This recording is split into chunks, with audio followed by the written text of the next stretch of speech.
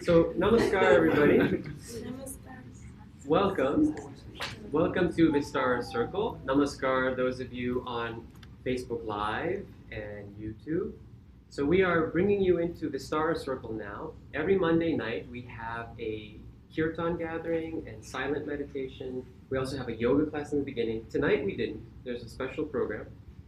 But now is our discussion portion of the evening. And we have a special program tonight that we're starting. It's going to be a 5-week series. It's on the chakras. Tonight we will introduce what the chakras are, and we will talk about the first chakra, the Muladhara chakra. Okay, so welcome.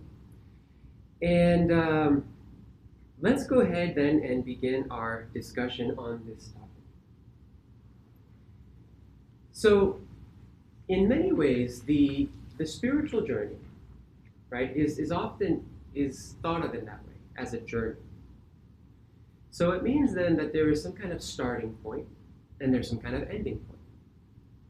Of course, there's the concept of infinity, right? That you are sort of merging with the infinite. So then this ending point that I might have just referenced actually means then getting to a point where you are sort of merging with the infinite. So although I said there's a starting point and there's an ending point, that ending point is actually infinity. So really then there is no ending point. But for our purposes, in our sort of unit mind perspective, we can say that there is a starting point and there is an ending point. It helps us as human beings to sort of organize ourselves in a spiritual way, right? So then you see, these 7 chakras, they mark that journey. They mark the beginning, and they mark this final point that then allows you to merge with the infinite. So the 7 chakras are, I think many of you here are familiar with the general concept, right? But for those people that don't know, they are located basically along the spine, in a channel, in a psychic, invisible, subtle channel called the Shushumna. And so these chakras are positioned in specific places going up the body. Tonight, in this series, we're going to talk about 7 chakras, but there are more than 7 chakras. There's, in Tantra, I know that there's 9 chakras. And people say that there's even more. But these 7 ones that we will talk about tonight, they're aligned through this channel. And the word chakra is a Sanskrit word. It means wheel. So essentially, they are wheels of energy. Okay, kind of like a wheel spins around in a car, right? And has a certain movement. The chakras are also like a wheel of energy. And there's many different aspects that they have. So for example, in some ways, they are also like clusters of particular emotional, of particular emotions, let's say. So for example, there's in these chakras, there are different tendencies. There are something called vritti. So this is like a new vocabulary word. If chakra was new for you, now we're going to say another word that might be new to you. The word is vritti. So right now, please take a look at the handout that I provided, just to get a quick reference on what a vritti is. V-R-T-T-I. So as you can see here in this diagram of the Mooladhara chakra, there are 4 petals. Okay, and so we should also have a visual of the chakra there, right? So there are 4 petals here, and each of the petals contains 1 vritti. What is a vritti? They are an emotional tendency, an emotional instinct. Okay, so you see then in each chakra, for example, in the Muladhara chakra, there are how many petals? 4. In the Svadhisthana chakra, the second chakra, there are 6 petals. That means there are 6 emotional tendencies there. In the third chakra, there are 10. Then in the fourth chakra, there are 12 petals and 12 tendencies as a result of that. Then in the Vishuddha chakra, there are 16 petals. And in the Ajnana chakra, there are 2 petals. Up here in the Sahasrara chakra, there are 1,000 petals. And that's because the Sahasrara chakra controls all the rest of the chakra. And so those 1,000 petals represents basically all 50 of these vrittis, because there's 50 if you add those up, those numbers I just said, plus the fact that, there is different expressions. There's an external and internal expression for each of those, so it all adds up to like 1,000. Okay, and so therefore, each chakra, like I said, is kind of like a cluster of certain emotions, and it's a cluster of other things too. And I mentioned earlier that it is a journey. This spiritual thing that we're doing is nothing but a journey. It's a mystic journey, a journey for you to realize who you are. Why are you here on this planet? What is your purpose? That is the spiritual journey. When a spiritual seeker starts to ask themselves those questions, then they're ready to find answers to those. Those are the answers that will allow them to know the purpose of their existence, right? So then that journey will begin in the Mooladhara chakra, okay, symbolically, right? It begins in the Mooladhara chakra, and it will culminate in the Sahasrara chakra. And actually, each time we sit for meditation, when we use a mantra, the mantra is designed to raise the energy from the Mooladhara chakra all the way up the chakras through something called the Kundalini. Okay? And the mantra then, as we were all just meditating with a mantra, if you did the Bhavanam Kevalam meditation, so then that mantra is raising the spiritual energy from one chakra to the next chakra, to the next chakra, all the way till you get to the Sahasrara chakra. And I'll say one more thing before we continue in focusing on the Mooladhara chakra. That basically, you see, these chakras, they are psychic. They are not physical. You cannot open up somebody's body, right, and try to dig around for the Muladhara chakra, the Svadhisthana chakra. In the same way that you can't open up somebody's head and dig around in the brain for the mind. When people ask you, where is your mind?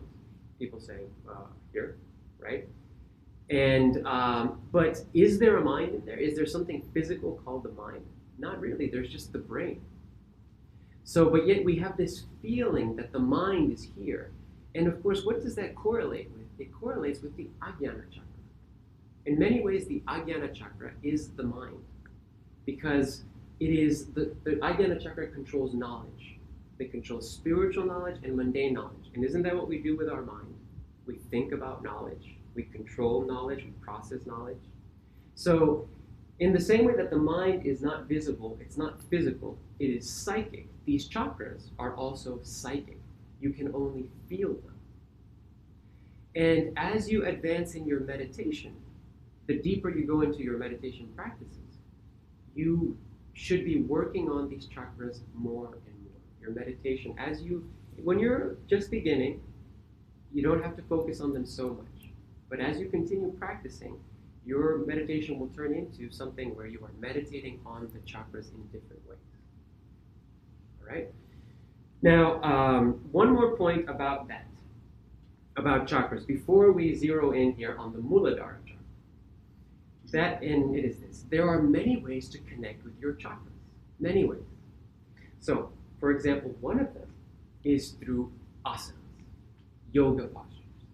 A lot of times people are doing yoga postures only for physical benefits, for the purposes of stretching, flexibility, balance, which is all great. Okay? But actually, these asanas that were invented by these yogis, tens of thousands of years ago, they are designed to work the chakras by way of working actually the glands. So we'll talk about the correlation between the 7 chakras and the 7 endocrine glands. Okay? But so, for example, if I'm doing a cobra pose, I'm lying on the floor, I am lifting my chest, if you know the cobra pose, I'm opening the chest. What I'm doing there is I'm actually, as I sort of close and come back up, I'm sending blood to this part of the chest. I'm sort of touching the lymph around these glands. I'm kind of massaging these glands that are there, which will then allow for the gland to give proper hormone secretion. And when we have proper hormone secretion, we have a balanced mind. And when we do asanas and we work the glands, and by way of doing that, working the chakras, we also have a balanced mind, because as I said a moment ago, each chakra represents different tendencies that we have, different vrittis. different emotional instincts. So we can control the chakras by doing asanas. If every day you're doing asanas and you are doing poses, not like, poses that specifically work the chakras, that's very good. You could be doing a number of different poses, but it's nice to also think about how they're affecting your chakras, or to have a nice routine that will also help to balance or work the chakras. Like I said, the cobra pose works the anahata chakra, for example, the heart chakra. Okay? So that's one way to connect with our chakras, without having to learn very advanced meditation, just by doing asanas. You'll be working these glands, working these chakras, and by doing that, balancing your mind, balancing the chakras. A lot of times people offer these like treatments, right? Like, ooh, chakra balancing. And yes, I practice Reiki, for example. Reiki does work with the chakras, but we don't need to go to somebody to balance our chakras. We can either balance them through meditation or balance them by doing asanas, by doing yoga. So, so that's one way to connect with them. I mean, there's another way, for example, you could, with breathing, okay? For example, there's different breathing exercises like pranayama. That's very advanced, but where you focus in on a chakra and you breathe a different way. You withhold the breath in a certain way, focusing on a particular chakra, then you're working that chakra. Also, just, for example, through concentration, you work the chakras. So, for example, tonight, you are getting a visual of the Muladhara chakra. So what you would want to do to connect with this chakra is you'd want to close your eyes, and you want to know, what it looks like, what color it is, what's the acoustic sound of it, visualize it, and concentrate on the image, but in particular, let's say the nucleus of the chakra. And if you just take your mind there and concentrate on the very center of a chakra, that is a way of connecting with it and working it through concentration. And there's many more other ways of working the chakras. Those are a few. So with breathing, with concentration, with asanas, and many more. Okay? Yes? Does hot yoga affect the way that, when you're doing the asanas, does it affect your chakras somewhat differently? Yes, I think that I'll just say the body, in many ways, one other way to control the chakras is through temperature. The chakras don't like to be so hot, let's say. The body itself doesn't like to be hot. It is no different than a computer. You know how your computer starts to get hot, right? Your phone starts to get hot. It's like, oh, shoot. Feels like something's wrong, right? Thankfully, it has an internal system. It has a little fan. When it starts to get hot, it cools down, right? So we also have an internal cooling system. We sweat, etc. But still, when we get too hot, it affects how we're thinking. We get sluggish. Now, the hot yoga has a different purpose. It may not be to work the glands. It could be for other purposes or other benefits. But in general, heat is something that we want to stay away from naturally. That is why, actually, you can also work the chakras by pouring water over the chakras. This chakra, the Manipura chakra, represents fire, represents light. And there's no surprise, right? Because this is the hottest part of our body. I mean, all the digestion occurs here. Imagine how hot it has to be for it to process your foods and the nutrients. In fact, I heard that in a cremation, if you see a body get cremated, the last part to burn will be the navel. And that's because it is so hot there, just naturally, that even a burning fire takes time to calcinate. Okay? So hot yoga can be good for different purposes. But in general, we want to keep the body cool. We want to keep the chakras cool. So then, if during the day you wet the belly, it's kind of like cooling your body down, cooling down this chakra. You pour water over the genitals. That will also help. Help to calm you down, cool you down, pour water on top of the head, let it sprinkle down so that it kind of rolls down the back, then it's kind of touching these different chakra areas. So now we're getting into something helpful like for cooling the body down. But yes, it's helpful to cool the chakras down too. So I don't want to say anything right or wrong about hot yoga, but I'd like to use the opportunity to say that we should cool our chakras down. Okay? So, thank you for that question. Let's go ahead now and move on to this, and then we'll take more questions as we go along. Feel free to ask any questions. So let's talk about now the first chakra, the Muladhara chakra. Okay? Please take a look at your hand now. Why don't we cover the basics right now? Let's cover the basics. So first of all, the word Muladhara. Muladhara. It is a Sanskrit word. Base. Okay? It means fundamental base. So makes sense because it is the first chakra. Some people call it the root chakra. Okay? It is the base of this journey. And as I mentioned earlier, there is something called the Kundalini. So this would be vocabulary word number 3, right? We said chakra, priti, now Kundalini. So I explained that a little bit already. The way the Kundalini is visualized is because, a lot of meditation and spirituality works through visualization. You have to connect with these principles by way of a visual. So the Kundalini can be represented as a snake, like a little 3-coiled snake. And the idea is that the Kundalini sleeps in the Muladhara chakra. That's where it's there. So your spiritual energy is kind of dormant. All the people right now who might be watching this and saying, meditation? Yeah, maybe I should try that. I should try meditation. But right now I'm just going to go and I have to eat dinner and then I have to write some emails. Maybe I'll get to that some other time. So we can say those people, right, right now have their Kundalini, but it's just sleeping. It's just sleeping. And your energy can also be dormant in your lower chakra. It's not until you realize, I feel like there's more to my life. I feel like some people, they look at a poster for yoga and meditation, they're like, meditation, that sounds something that would be good for me. So in that moment, it's almost like the Kundalini is like, wait, what? What did you say? Are we ready now? We ready to start doing this?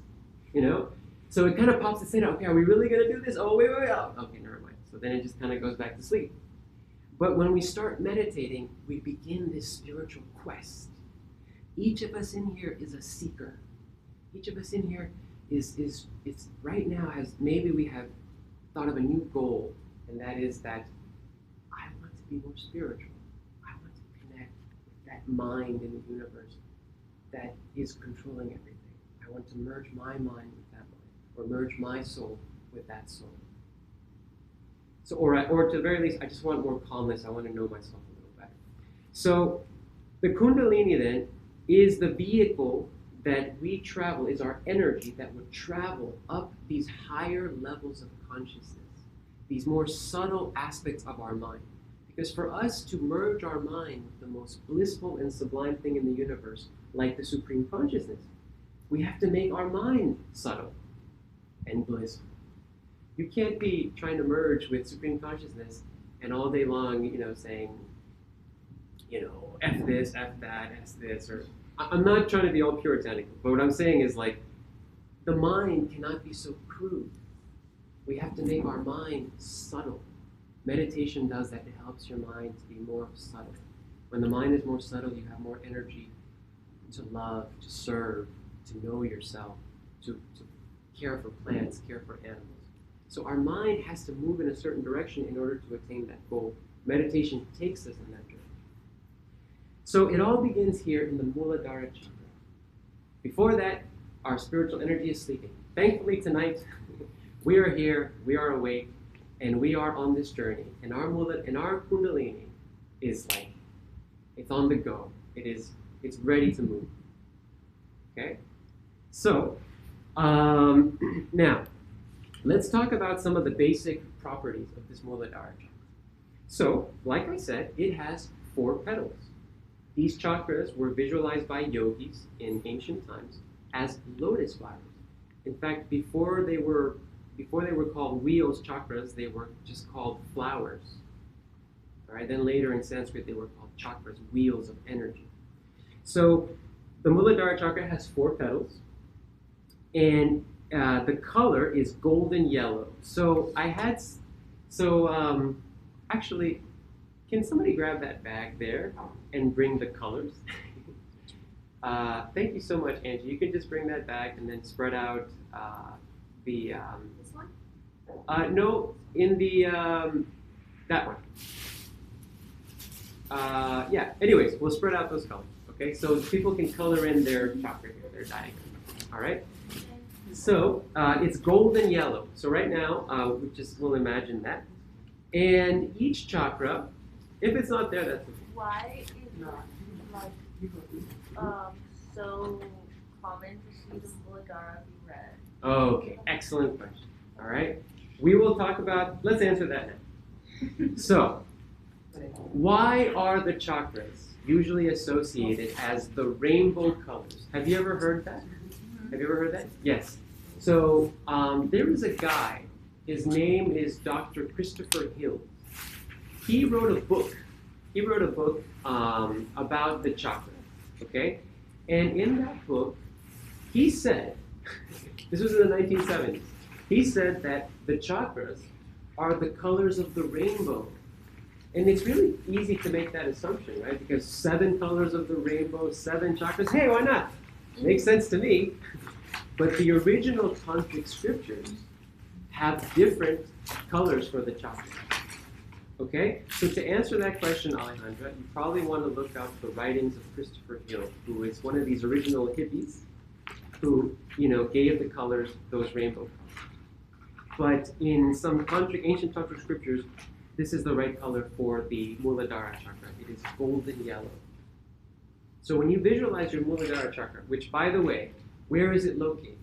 It is located in the coccyx. Imagine your spine, where the spine finishes, that coccyx bone there. That could be where your Muladhara chakra is. All right? So to connect with it, you can visualize it down there, below the genitals, below the navel, right there in that coccyx area. Okay? All right. So now, each of these chakras also have, they are represented by an element, and they represent a different factor of the universe in each individual. So this is one last thing you have to say about the chakras in general. So let's think about what are the different factors, the different elements that are found in the universe.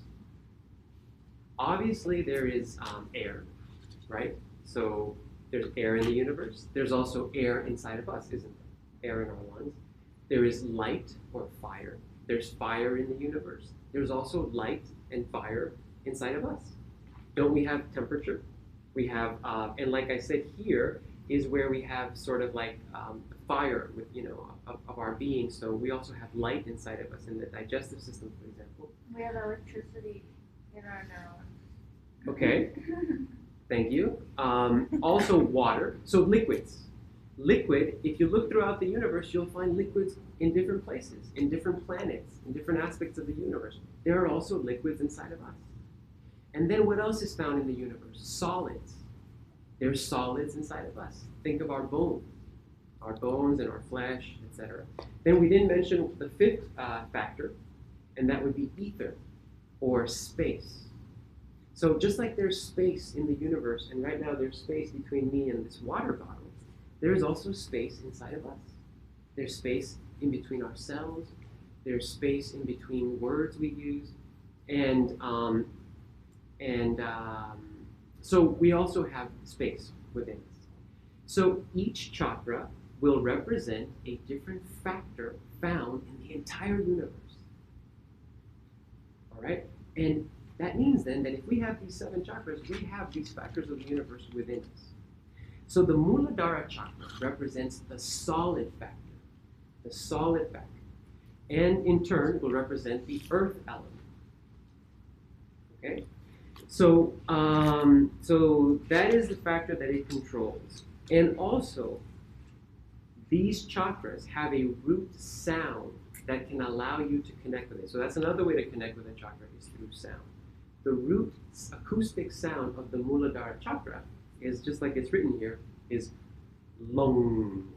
Lung. Okay? So it's spelled L-A-M, but it's pronounced like lung, like a lung in your chest. Why don't we all say that together? Why don't we take a moment to close our eyes? And based on what you know of the Muladhara chakra now, visualize your Muladhara chakra as a golden yellow square down there in the base of the spine.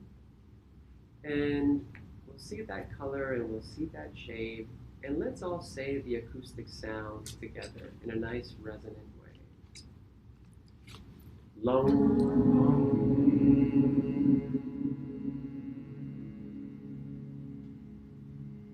Let's try it again, and this time imagine that as we say the sound, that the vibration is going to vibrate our chakra down. So we'll visualize that as we say.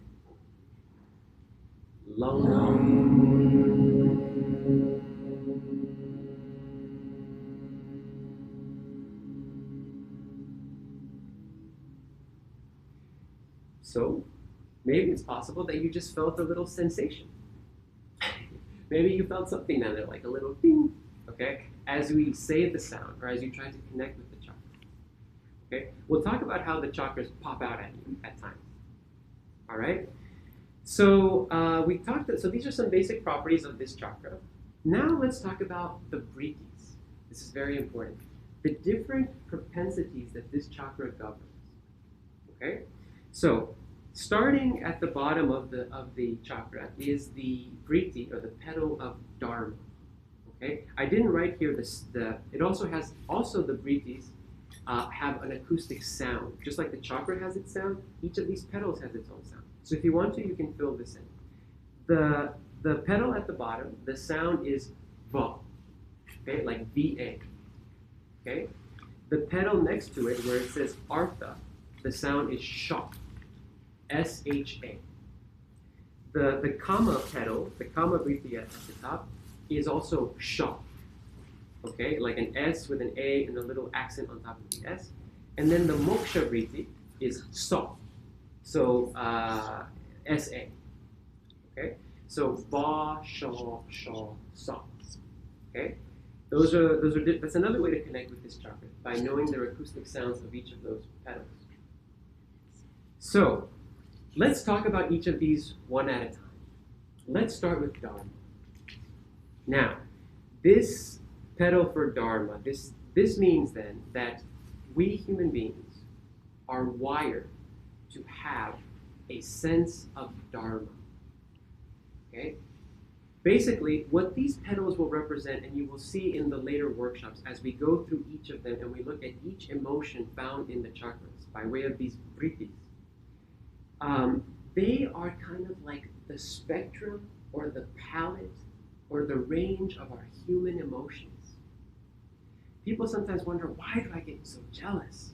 Why do I get so angry?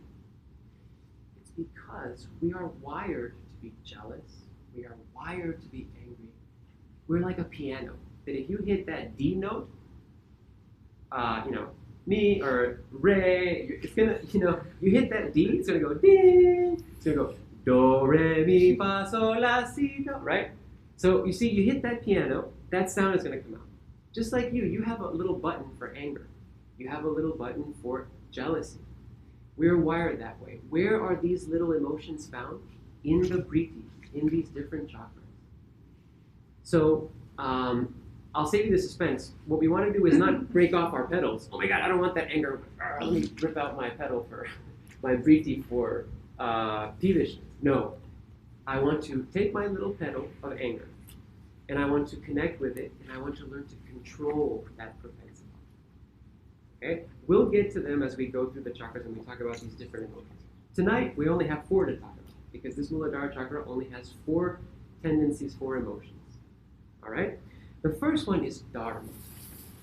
Now, Dharma is like one of these elevated thoughts. We kind of give the lower chakras a bad rap, like, whoa, those lower chakras, they have negative tendencies, they're the lower parts of the mind. But actually, this Mooladhara chakra has really powerful and sublime aspects to the mind. Dharma.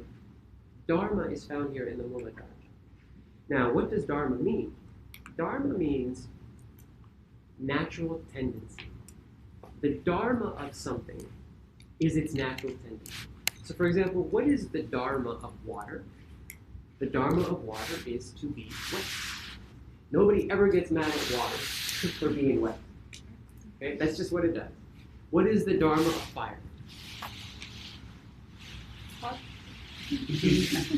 to burn. The dharma of fire is to burn. Okay? What is the dharma of animals? To eat, to sleep, to procreate. Nobody ever gets mad at a cow for eating all day. Right? You see a cow eating all day, you walk up to it, you're like, good girl. You look so beautiful. Look at you grazing. Oh, I love it. Because that's what they do. That's their natural tendency. So the dharma, it means natural tendency. And so every aspect, everything in the universe has its own dharma. The animals have their dharma, okay? And also us, the human beings, we also have our own dharma. So then the question is, what is our natural tendency? What is our natural tendency? Now, I'll save you the suspense. We are also designed to eat. We are designed to sleep. We are designed to procreate, just like animals. So in many ways, we share that dharma with animals. We come from that. For human beings have been around for millions of years, right? For like about 1 million years or something. It's only about 10,000 of those years that we have like a sense of civilization. Before that, human beings were just like animals, just looking for food. That's it. Just looking for food. And in many ways, we are like that. We can also get that way now when we get very sort of survivalist, mentally, because we have that in our history. We've been wired to just think about food and survival and fear, and you know what I mean. And that's why it's hard to meditate. Because for so long we've been like that. But at some point, human beings evolved, and now we can safely say that our dharma is not just to eat, sleep, procreate, have fear, etc. Imagine if you had to do that. Would you be happy if someone just brought you food every day and you were in a room, just ate? Would you feel content? Yes. Maybe. But if I did that to an animal, it could live like that, but not us. We want more. We're like, thanks for bringing me that food. I don't know, like, did you wash the food? What? You see, we're not just content with like a car. We want like a special car. It's the right color, the right brand. So human beings want more than just these things. Human beings want like big houses.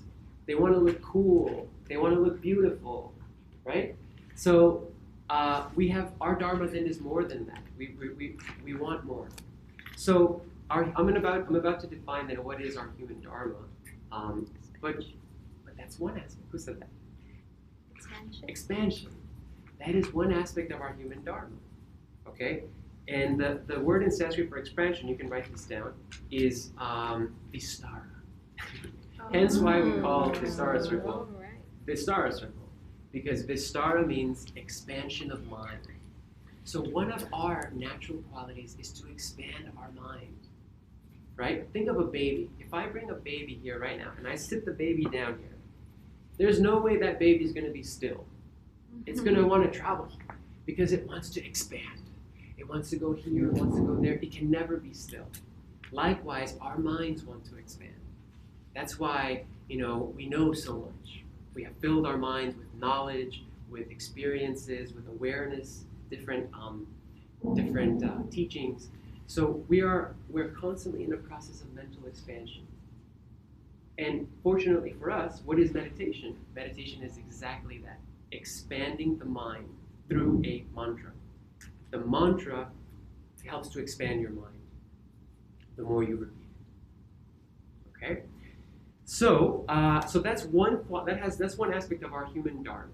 Okay? Another aspect is called rasa. That means flow.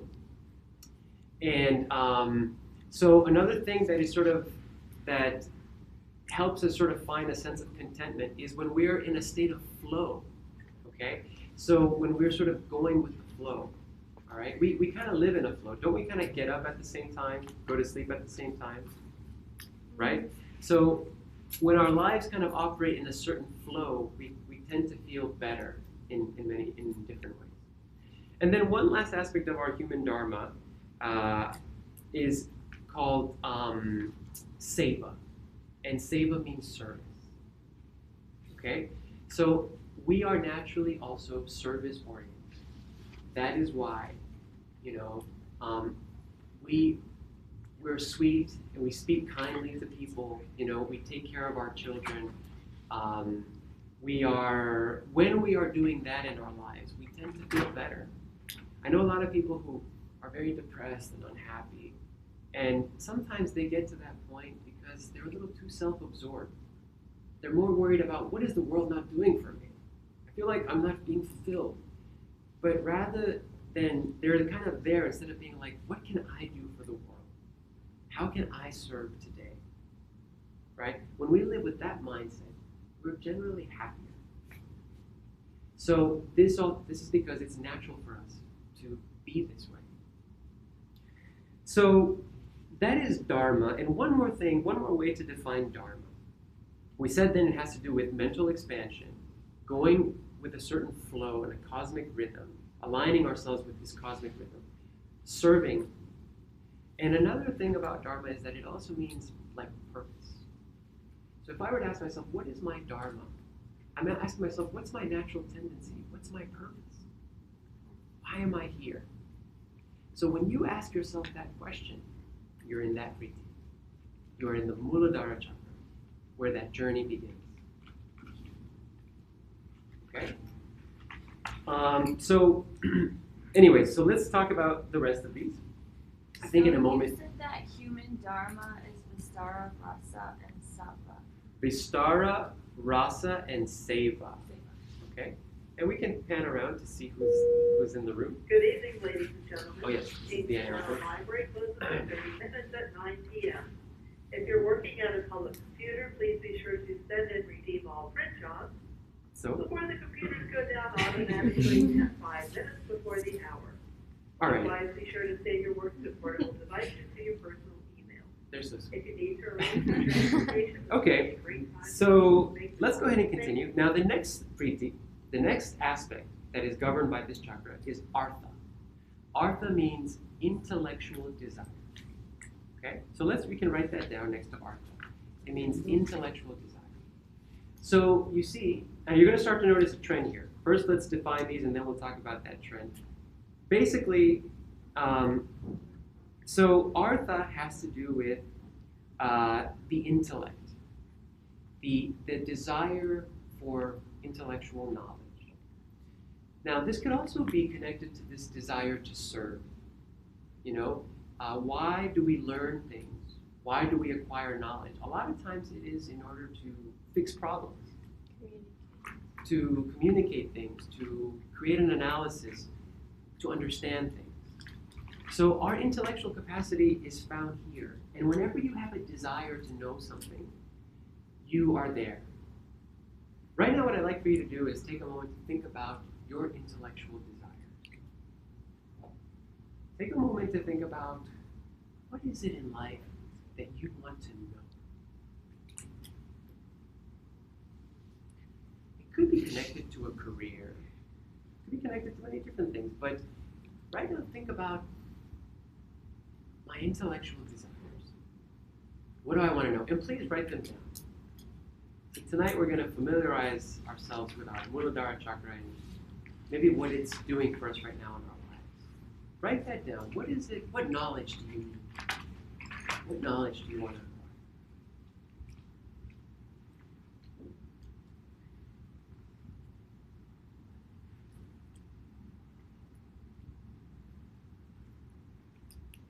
Those of you at home also can do this.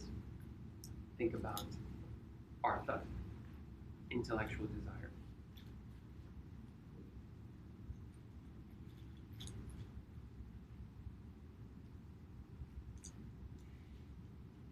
Now let's move on to kama.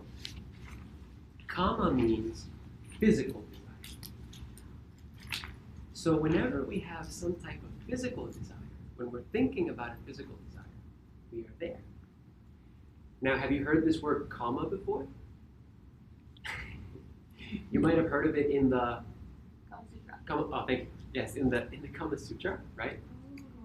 That makes sense, right? Kama means physical desire. And what is the Kama Sutra about? It's all about sexual stuff, sexual desire.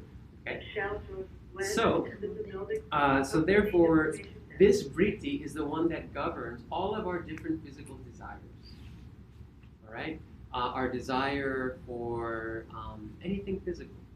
Desire for food, desire for sex, desire for touch, desire for sleep, could it be?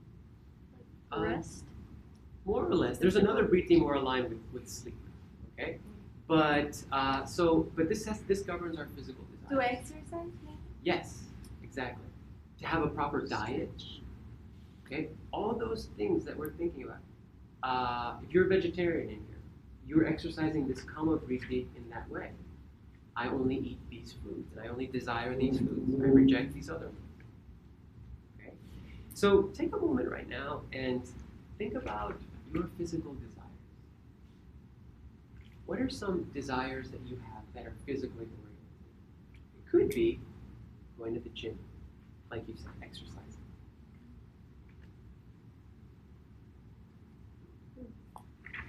Mine is food. Okay. You want to learn some new recipes? Yes? Yeah. Okay. I always learn new recipes. Yeah? After this, we'll have food. Okay. Oh, tonight we have some food. Actually, maybe we can start preparing that. It's up here. I'll get. We have a little. We're gonna do a little exercise that involves food. Okay, Lorena? All right, but write down. Hopefully, you got a chance then to write down some of your physical desires. Are things that are like necessary to survive considered desire? If you don't like desire, then pass and survive. In the moment that you're desiring them, you are in that vritti. So, It's like it's a necessity.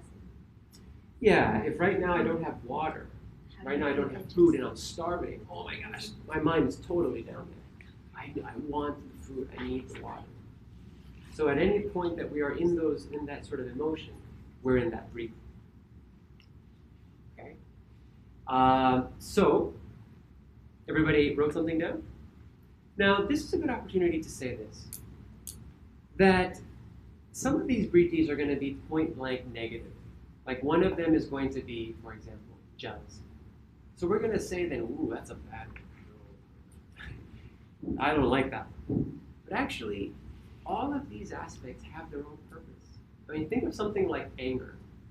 Anger, if uncontrolled, can be negative. It could make you kill someone.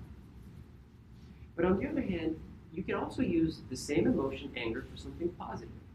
Like, if you get angry enough at Trump, there, I said it. You get angry enough at the system, you might just say, no, I'm going to dedicate my life now to changing this policy, and I'm going to get this law passed, and even if I have to march, I have to sit in, I have to do whatever it takes. So you see, that anger now is constructive. That anger now can be used for social change. So think about physical desire. We might say, oof, that one gets me in trouble. I have too many sexual desires. My mind is down there a lot. Like I said, we can never cut these little petals off. You never want to do that. Okay, good. No, it's just about learning how can I transform this. Yes? What if it's the other way around, that you don't have any sexual desire? Is that on that kama that you want to have? So if you are someone who is less prone to sexual desires, like a monk or a nun, who says, hey, I can do without sex this lifetime. I'm just going to focus on my spiritual life. And what's happening is that, yes, you've controlled that quite well, and your mind is in other vrittis, higher vrittis, more spiritual vrittis, or more intellectual vrittis. And that could also mean that that's your dharma, Mm-hmm. in a way. Like those are your natural tendencies that you don't naturally use. Could it Yes. be that way as Yeah, your dharma might be to be monastic. But it's also like an imbalance as well. It could be. What do you mean by that? I think like everything in life has to be a balance. Yes. Is there any way that we can feel desire? Free of desire. Is there any way? What's the answer to that? No. Wow. You have a Muladhara chakra. Muladhara chakra is all about desire. Did you notice? First, intellectual desire. Now, physical desire. The last one, moksha, is going to be, you can write it down, spiritual desire. Wow. Because not wanting to have desires of being like so. Enlightenment is that you are desire. You don't have becomes desires anymore. So back to Edwin's point. He said, now, you see, Edwin, when one of these vrittis is off, then there is like an imbalance that you were saying.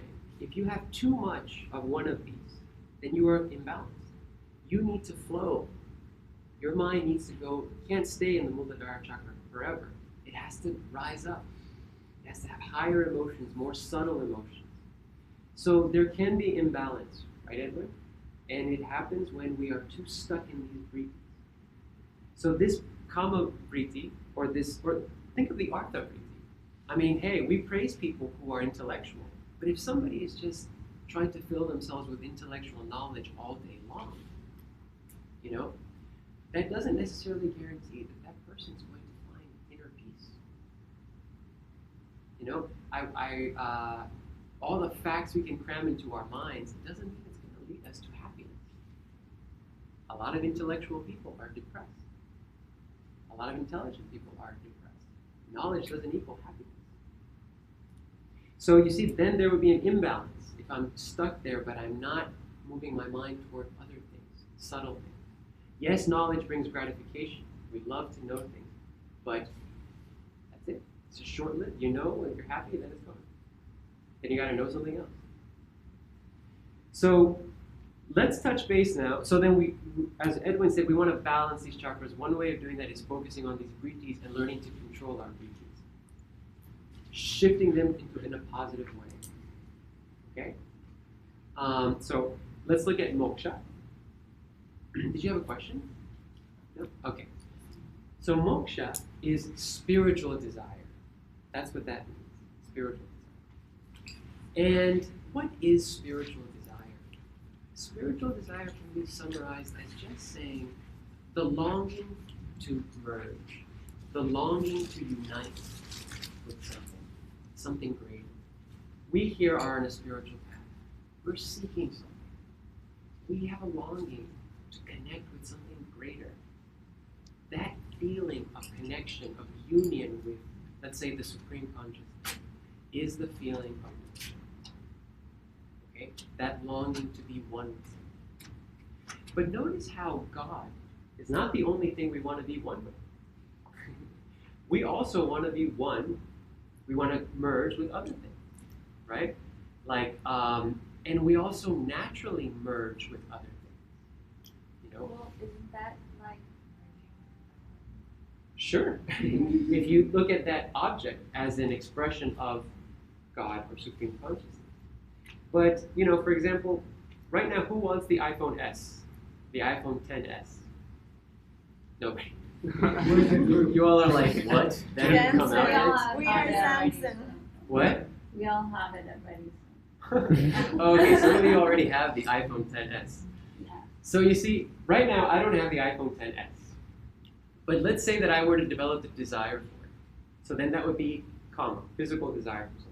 Maybe even intellectual desire, because I want it to, you know, so I can take better pictures or something.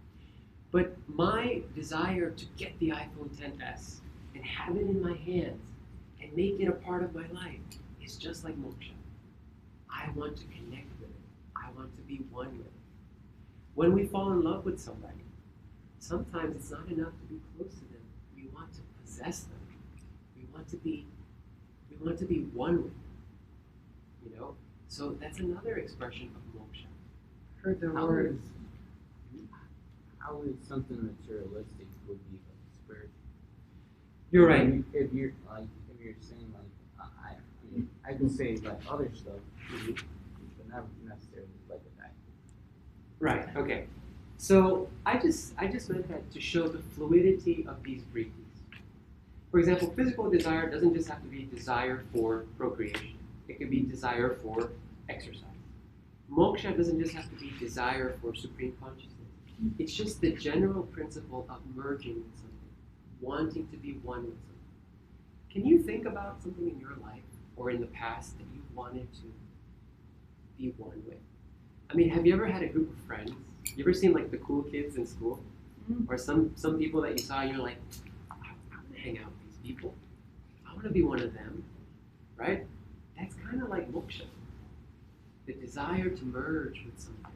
What about even dancing? Like salsa dancing? Like when you're kind of like Become very animals. Yes. Music. I mean, the desire to go and be with people who do like the similar things would be like wanting to merge too, right? Yeah. Wanting to be one with that. But dancing is a great example. You dance with somebody, and when you dance, you want to be one with them. You're in the same rhythm, the same flow. You know what I mean? Also, So- like animals, when you want to like merge with them Right. and make them like Uh-huh. feel comfortable with you and all that stuff. Can we get them? Can we get the grapes, please? Okay, we're gonna do a little exercise for of merging. I'm Okay. gonna merge with the grapes. Have you guys ever heard the word grok? That sounds very relevant. You ever heard the word grok to like grok something? Like eating is a perfect example. Like when you eat a grape, say, you and the grape become one and you grok the grape. It's like you guys ever heard of I forgot what his name was. They wrote a book where Martians come and Martians like want to grok with humans. And they like become this human Martian thing. It's a made up word.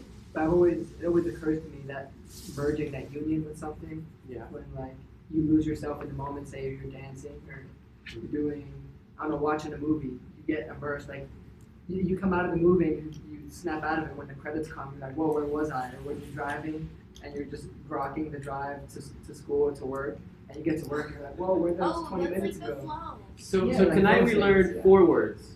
We learned chakra, deity, grok. There's another word in there too, sorry. And Kundalini. number 4 is grok. And Okay. Kundalini. Well, Kundalini was the other word. Thank you. All right. Now, right now, as I pass this out to you, I'd like for you to take a moment to write down on your paper, what is something you want to merge with? Okay? Think about something right now in your life that you want to be one with. And write that down. I'm going to come around and offer you all a grape. Okay? And we're going to do a little exercise to close tonight.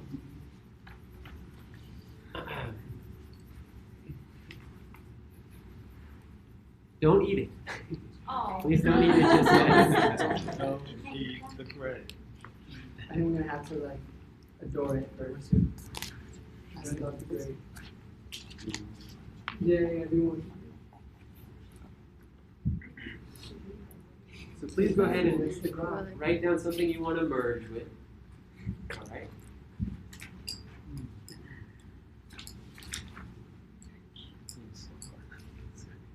I know what it is.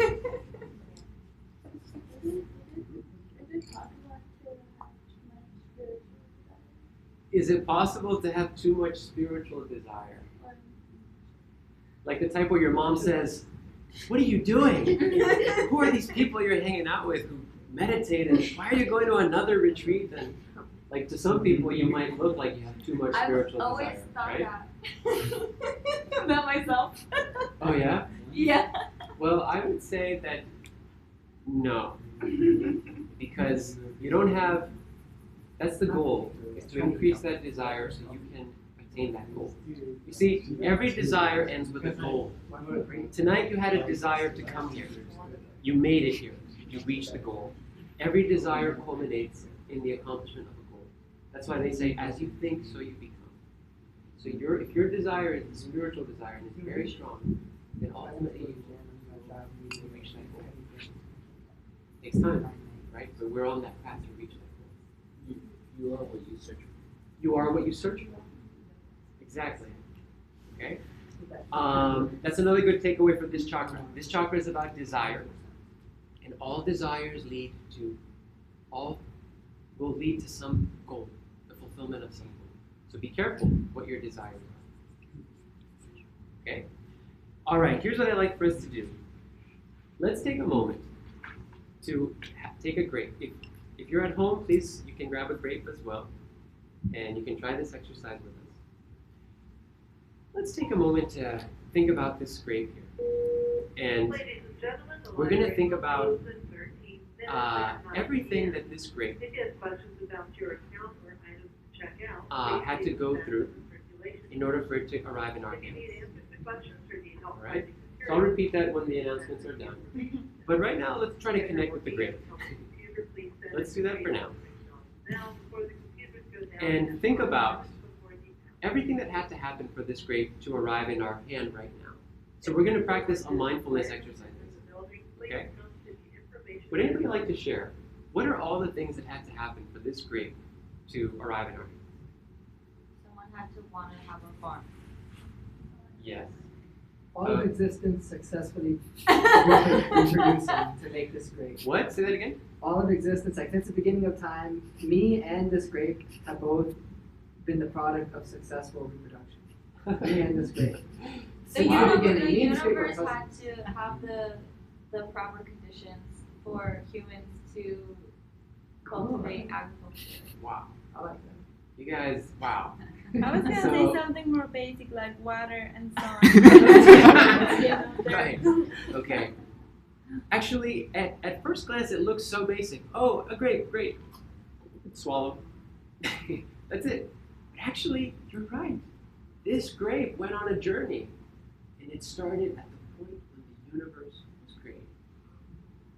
It's also really strong because it had to survive like all those rounds of natural selection. It Yeah, won, right. so. All those rounds of what? Natural selection, like so many other species died, but the grape didn't. Great. Right. It learned to be delicious for us. Right. So, Great. thanks, grape. I think you all illustrated that point so well. A lot of times I tell people, we ask people, what time is it? They say, 10 o'clock. Right? But if you read the book Peaceful Warrior, or the book Be Here Now, it's like, or when you ask somebody, where are you? And you're like, I'm here. They say, I'm sorry, I gave it away. I'm in Alexandria. Okay, where's Alexandria? Here. Virginia. Anyways, Virginia.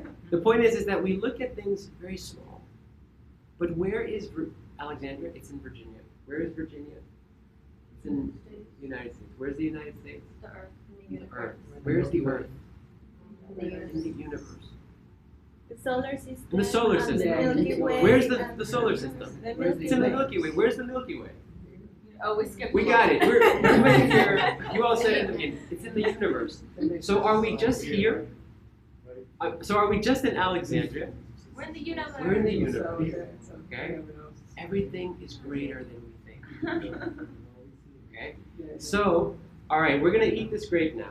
And we're going to use all of our vrittis to do it. First, we've discussed what is the purpose of the grape. What was the journey that it went on? Next, we're going to go into the artha vritti. As you eat it, think about the journey that it took. Think about the farmers who picked it. What their day might have been like. Maybe that day that farm worker was thinking about his son's test that he got a low grade on, and maybe in the truck, and we're going to try to think about it, and then of course the universe being created. We're going to try to think of everything that might have happened for this grape to manifest, to be here. So that will be like the artha vritti. And then the kama vritti will be, we're going to focus on the pleasure that you'll feel once it explodes in your mouth. Okay? And then after that, think about moksha. As you're eating it, tasting it, have that desire to be one with it, with the taste. Okay? So let's try it. Here we go.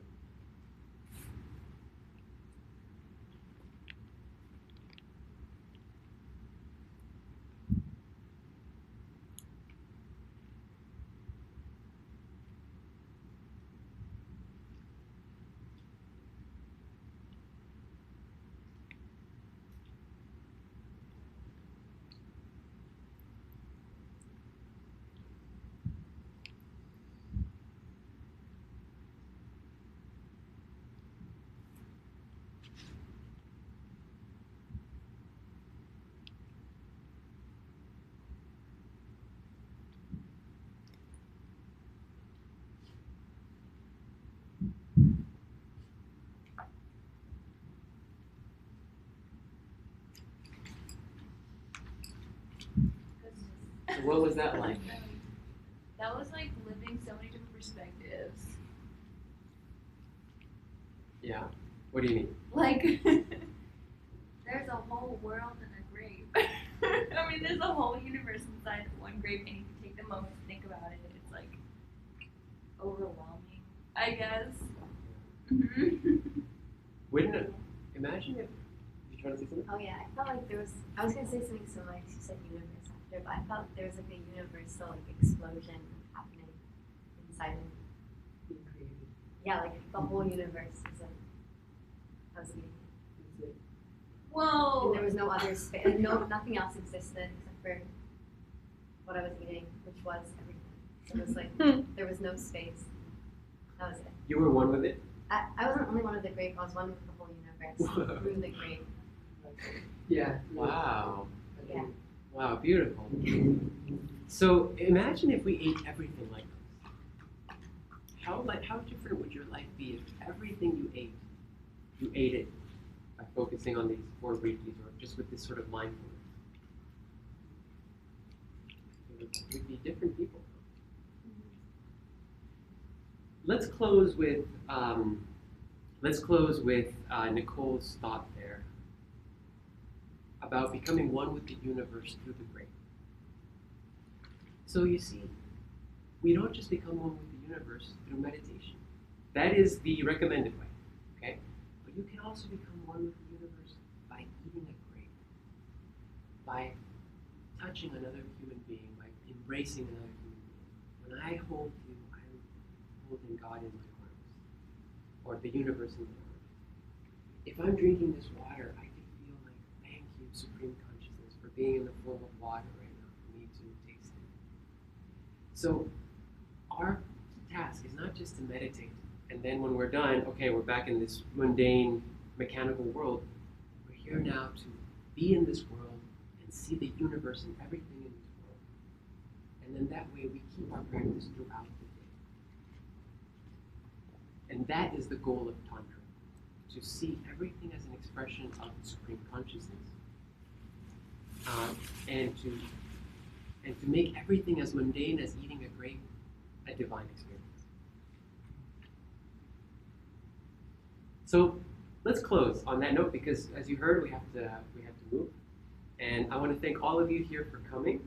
We'll have quick announcements, very quick announcements. So number 1, next week we have a seminar in Rockville, Maryland. The theme is meditation, universalism, and conscious music. We have a special guest, Dada Veda, who will be giving that workshop. And Nicole, do you want to say some announcements? Yeah. So there's about like 10 of us in the club whose birthdays we're all in October. So we're having like a communal birthday party kind of. That's going to be on Friday. And it's going to be a bonfire. We're going to meditate and also play music. So if you have like musical instruments, or you can sing if you want, or you don't have to do anything. And the location is, well, first I was thinking there's a really nice bonfire spot behind my house in Bethesda, but then I realized like I'm probably the only one who lives in Maryland, so if people would only come if it was like more convenient for them, and if everyone lives in Virginia, I could look for a place like in Virginia too, but that's like up to debate. But yeah. Okay, so thank you, Nicole. So everybody's invited. Friday night we have a bonfire meditation party. And one last announcement, please, Adrian. And then we have to close. So we are packing up. I passed out a flyer earlier today for the Mass Meditation Initiative, part of a foundation that we started in LA called Disclosure Fest. And it is a community initiative-based nonprofit. So this event is like a mindful yoga mass meditation event. Tons of workshops. It's all free. It's going to be at the Memorial. And on the 8th, 9th, and 10th, we're doing our other initiatives, Feed Our Souls. We'll be in Franklin Square, feeding our homeless brothers and sisters, being of service. On the 9th, we'll be at Jones Point Park doing the river cleanup in the Potomac. And on the 10th, we'll be at LBJ Memorial doing we're going to plant 110 trees. And then the 11th is the mass meditation. So this is all like a way for you to come and be of service, get grounded with a great planet, become one, or feel the oneness. And then also on the 11th, we'll each other in the universe together. Awesome. Are those Thank events you. on the sheet too, or is only that? No, they'll be And on we- the website. And we will be attending that Yes, event. website. Vistara Circle will be there Vistara leading Kirtan. kirtan and meditation. Yeah. All right. So thank you. And then Namaskar, everybody. I guess like if